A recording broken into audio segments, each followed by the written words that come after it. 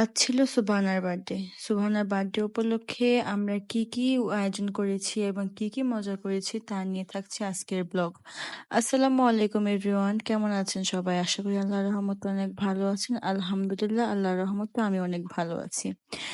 আজ ছিল সুবহানার জন্মদিন। সুবহানার ১ বছর পূর্ণ হয়েছে আজ।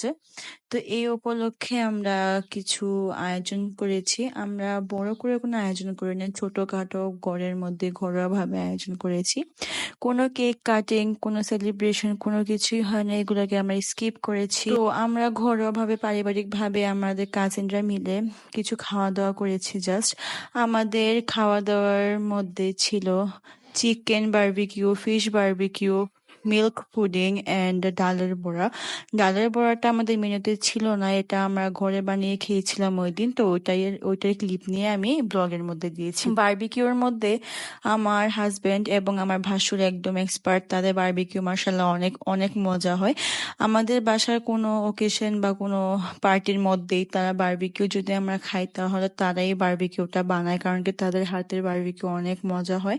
বারবিকিউর মধ্যে যা যা লাগে মেরিনেট করতে তা সব কিছু দিয়ে সুন্দর করে আমার ভাসুর আর আমার হাজবেন্ড সুন্দর করে মেরিনেট করে রেখে দিয়েছিল প্রায় ৩-৪ ঘন্টার জন্য।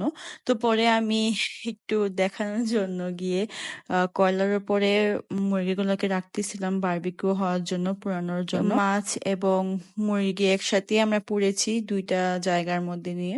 আরেকটা কথা, আমরা কিন্তু মাছ এবং মাংস দুটার জন্য একসাথে মশলা তৈরি করেছিলাম। তো পরে আমরা হাফ হাফ মাছের জন্য আলাদা করে রাখছি, কারণ মাছেরটার মধ্যে একটু হলুদ দিতে হয়, তো তাহলে একটু টেস্টটা ভালো হয়। তো এই জন্য এটা আলাদা করে একটু হলুদ দিয়ে পরে ম্যারিনেট করে নিয়েছিলাম। আর এটা খেতে মাসাল্লাহ অনেক অনেক মজা হয়েছিল। আর এরপরে ছিল ডালের বড়া। ডালের বড়া তো আর কি বলবো, এটা তো একদম সিম্পল একটা রেসিপি, সিম্পল, এটা সবাই কম বেশ পারে। আর এটা জাস্ট আমাদের খাওয়ার জন্য ছিল। সন্ধ্যার পর আমরা কোনো নাস্তার জন্য কোনো কিছু পাইতেছিলাম না, তো পরে আম্মু এগুলা বলছিল বানাইতে, তো আমি বানাইছিলাম। অবশ্য আমার শাশুড়ি আম্মু দেখাই দিছিল কেমনে কেমনে বানাইতে হয়। ডেজার্টে ছিল পুডিং। পুডিংটা আমি বানিয়েছি, আমি যেভাবে পারি ওইভাবে বানিয়েছি। আমি গরুর দুধকে একদম জাল করে ঘন করে নিয়েছি এক সাইডে, এরপর একটু ক্যারামেল করে একটা বাটিতে সেট করে নিয়েছি ক্যারামেলটা। আর একটা বলে আমি 3টা ডিম নিয়েছি, ডিমের মধ্যে আমি চিনি অ্যাড করছি আর এটাকে আমি মিক্স করছি। যতক্ষণ না পর্যন্ত চিনিটা ডিমের সাথে মিক্স হয়ে যাচ্ছে প্রপারলি, ততক্ষণ পর্যন্ত আমি এটাকে ফেটিয়ে নিয়েছি। এরপরে এর মধ্যে আমি লবণ আর ভ্যানিলা এসেন্স দিয়ে নিয়েছি এন্ড এটাকে একটু মিক্স করে এর মধ্যে গুঁড়া দুধ এবং যে লিকুইড মিল্কটা ছিল ওইটাও দিয়ে নিয়েছি। দিয়ে ভালো করে মিক্স করে যে পাত্রে আমি ক্যারামেলটা সেট করেছিলাম ওই পাত্রে আমি এই মিশ্রণটাকে ঢেলে উপরে ফয়েল পেপার দিয়ে মুড়িয়ে স্টিম করতে বসিয়ে দিয়েছিলাম 40 থেকে 50 মিনিটের মতো। যখন এটা হয়েছিল মাশাআল্লাহ এটা অনেক টেস্টি হয়েছিল। আর তোমরা যারা সিম্পল ওয়েতে পুডিং বানাতে চাও তারা প্লিজ এটাকে একটু ট্রাই করে দেখতে পারো, এটা কিন্তু ফ্লপ কোনো সময় হবে না।